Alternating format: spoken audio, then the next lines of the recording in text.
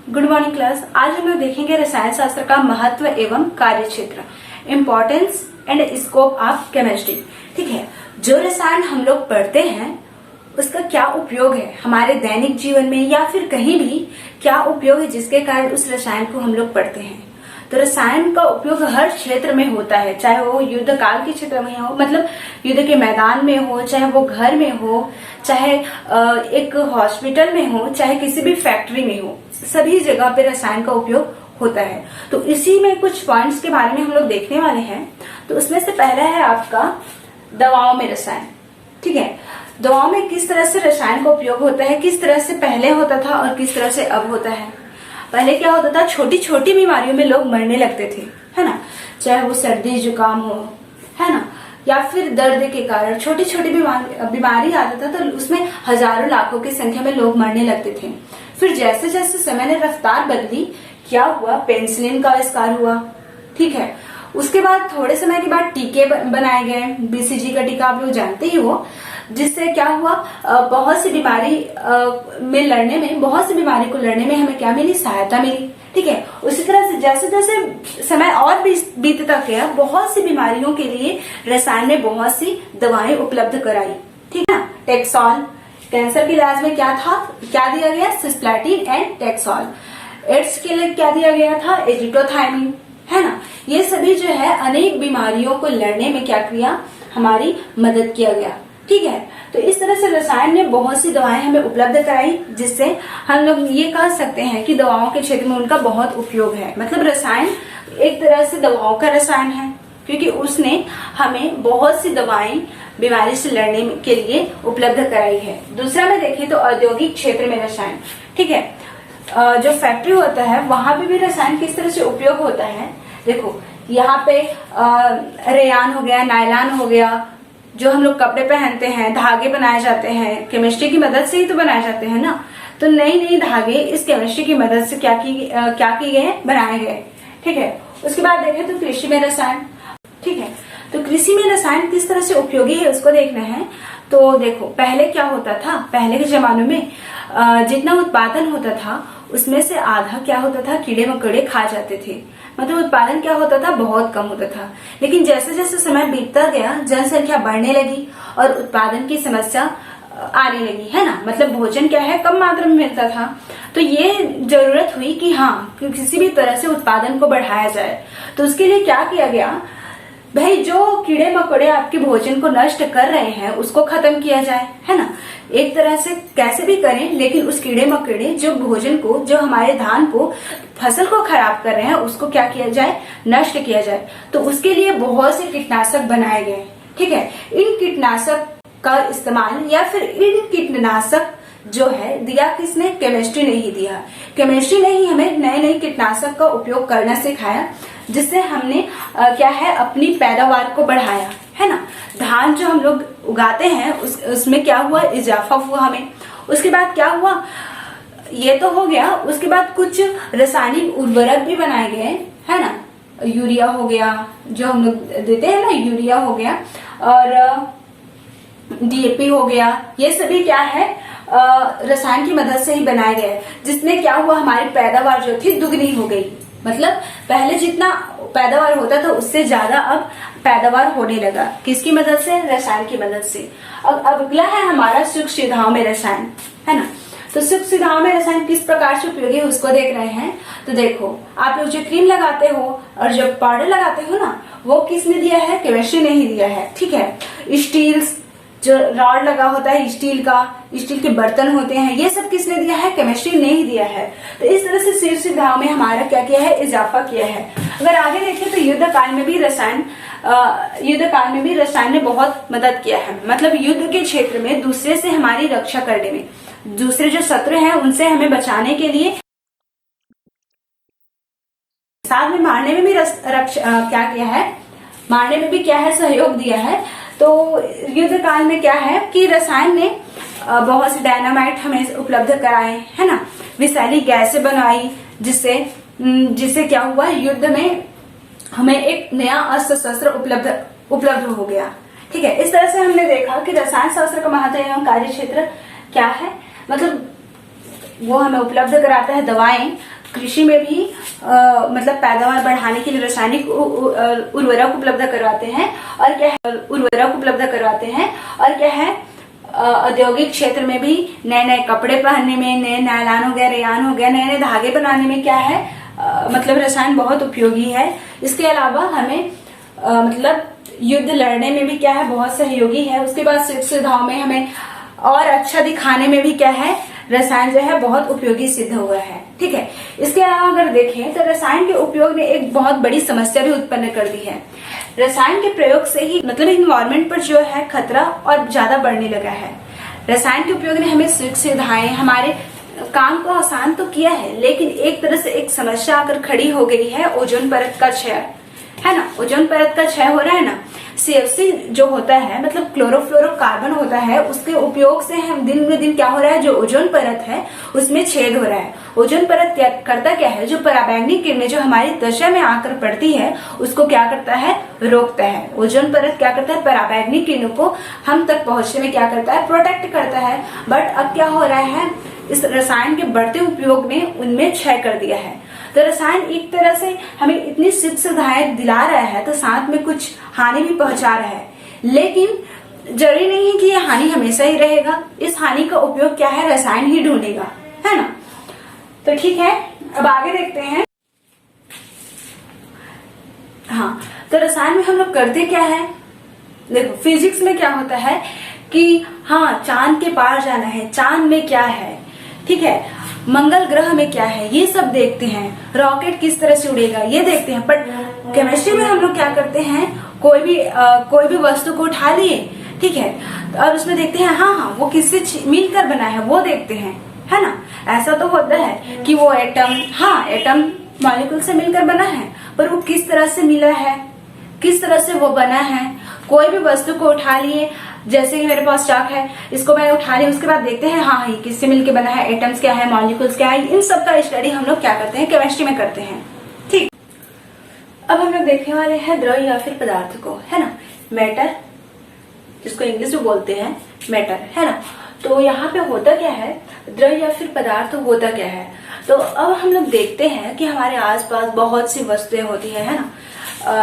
यहाँ पे होगा आपका chalk and duster and black board, बहुत सी वस्तुएं होती हैं। तो अब यहाँ पे ये मेजर करना है कि वो वस्तु, जैसे कि मैं यहाँ पे चॉक रखी हूँ, तो ये वस्तु क्या है, किससे मिलके बनी होती है, ये जो है ये वस्तु पदार्थ से मिलकर के बनी होती है। मतलब कोई भी वस्तु को देखिए तो वो किससे मिलकर के बनी होती है, द्रव या फिर पदार्थ से।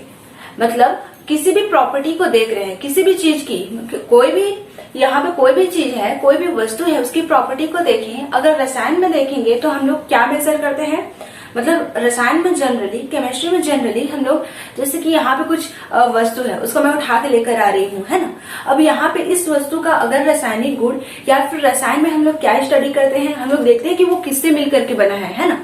तो मतलब ये देखते हैं कि उसके संगठक कण कौन कौन से हैं। तो जनरली क्या मिलता है हमें, एटम एंड मॉलिक्यूल, है ना। तो इसी तरह से हमें यहाँ पे देखना है द्रव्य पदार्थ को। तो कोई भी वस्तु जो हमारे आसपास होती है वो हमेशा किससे मिलकर के बनी होती है, द्रव या फिर पदार्थ से। जरूरी नहीं है कि वो द्रव या फिर पदार्थ आपको दिखाई ही दे, है ना, दिखाई भी नहीं भी दे सकता है। तो यहाँ पे हम लोग देखने वाले हैं द्रव या फिर पदार्थ होता क्या है। तो मैंने अभी बताया कि कोई भी सभी वस्तुएं जो होती है द्रव या फिर पदार्थ से मिलकर के बनी होती है। अब प्रश्न ये उठता है कि द्रव या फिर पदार्थ होता क्या है। तो पदार्थ होता है वो है कि प्रत्येक वस्तु में क्या होता है, उसका एक निश्चित द्रव्यमान होता है और वह क्या घेरती है, अपना एक स्थान घेरती है। पदार्थ वह होता है जिसमें क्या हो, एक निश्चित भार हो और वो क्या है, स्थान घेरता हो। ठीक है, इसको हम लोग क्या कहेंगे, पदार्थ कहेंगे। तो अब यहाँ पे देखते हैं पदार्थ का क्लासिफिकेशन, मतलब मैटर का क्लासिफिकेशन क्या है। तो पदार्थ को ना दो भाग में हम लोग वर्गीकृत करेंगे। पहला है भौतिक वर्गीकरण और दूसरा है रासायनिक वर्गीकरण। ठीक है, पहला क्या है, भौतिक वर्गीकरण, और आपका सेकंड है रासायनिक वर्गीकरण।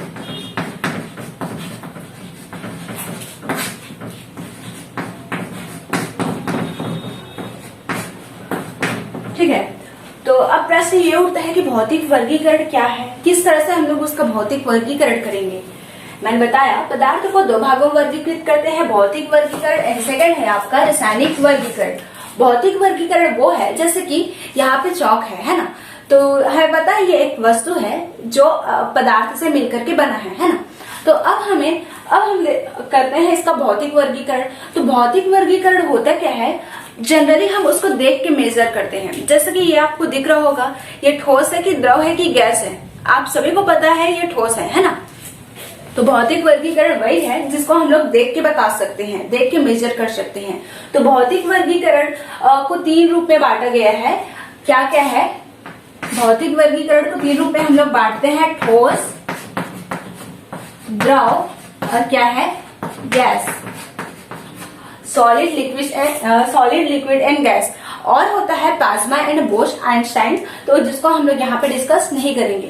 तो अब हम लोग देखते हैं भौतिक वर्गीकरण में पहला है आपका ठोस। ठोस होता क्या है, ठोस होता क्या है, ठोस में क्या होते हैं, जो पार्टिकल होते हैं वो क्या होते हैं, पास पास होते हैं। मतलब ठोस में जो अवयवी कण होते हैं किसी भी वस्तु में, जो ठोस में अगर बात की जाए, ठोस वस्तु की बात की जाए, तो उसके जो अवयवी कण होंगे वो क्या होंगे, पास पास होंगे, है ना।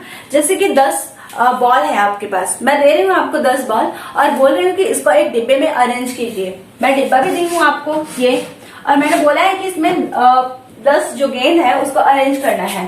तो यहाँ पे क्या हो जाएगा, 1 2 3 4 एंड 5, 1 2 3 4 एंड 5, है ना।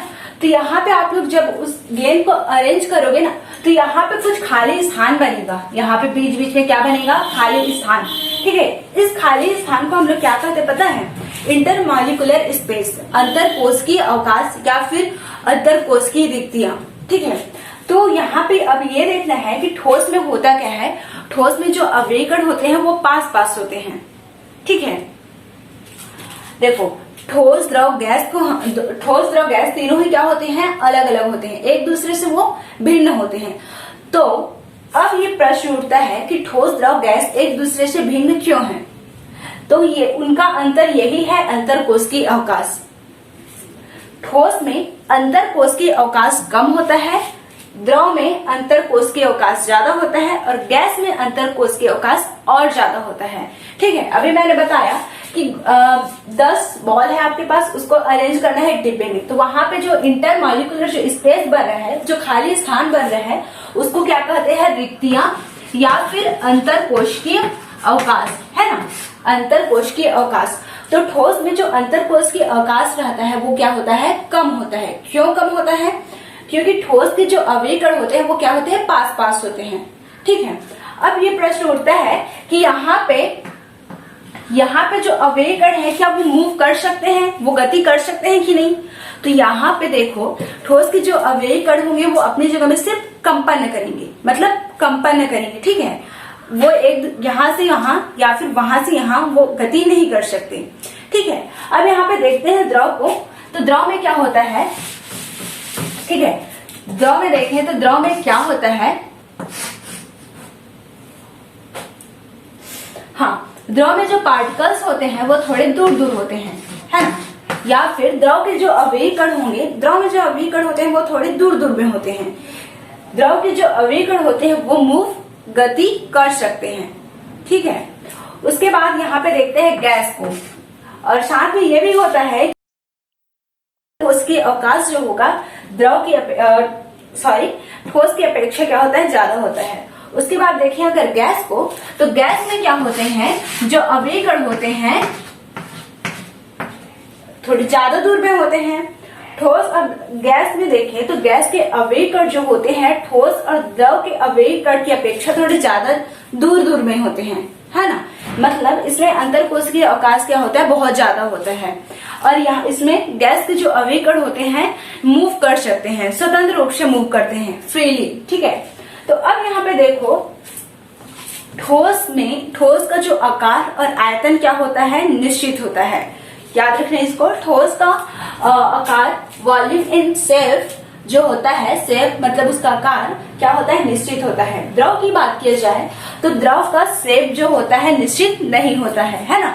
द्रव क्या होता है, अगर द्रव को हम लोग मतलब लिक्विड को अगर गिलास में ले रहे हैं तो वो गिलास का शेप ले लेगा, बॉटल में ले रहे हैं तो वो बॉटल का शेप ले लेगा। मतलब जिस भी बर्तन में डालेंगे तो वो उसका शेप ले लेता है।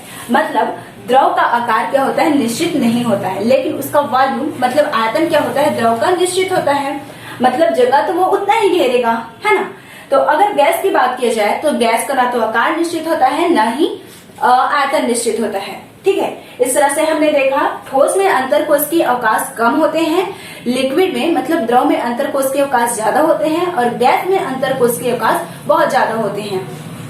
ठोस के जो अवयवी कण होते हैं वो बस कंपन करते हैं, गति नहीं करते हैं, लेकिन द्रव के अवयवी कण क्या होते हैं, गति कर सकते हैं।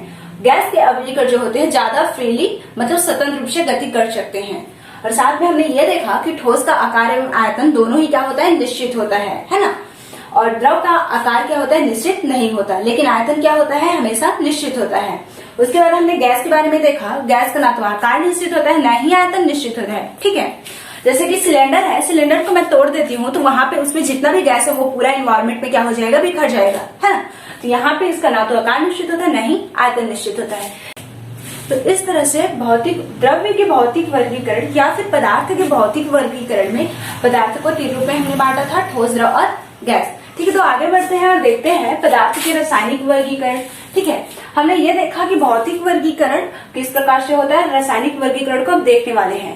भौतिक वर्गीकरण को हम लोग देख के मेजर कर सकते हैं, सॉलिड है, लिक्विड है, गैस है। ठीक है, अब देखते हैं रासायनिक वर्गीकरण को।